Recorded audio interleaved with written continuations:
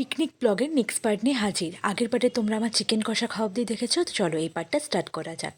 ওই দিন এতটাই গরম ছিল, মনে হচ্ছিল না আমরা শীতকালে ডিসেম্বরে পিকনিক করতে এসেছি, মনে হচ্ছে যেন আমরা গ্রীষ্মকালের এপ্রিল মেতে আমরা পিকনিক করতে এসেছি। তাই তো একটা আইসক্রিম খেতে হবে, শুধু আমি না, সবাই ওই দিন আইসক্রিম খেয়েছিল, এতটাই গরম ছিল। বর্দি পাহাড়ে একটা রিসোর্ট আছে, সেই রিসোর্টের প্রথমেই ঢুকে আমাদের পার্কটা চোখে পড়েছে, আর সেখানে তো বাচ্চারা যাবেই, তবে বাচ্চাদের থেকে বেশি আমরা বুড়োগুলো সেখানে গিয়ে এনজয় করেছি।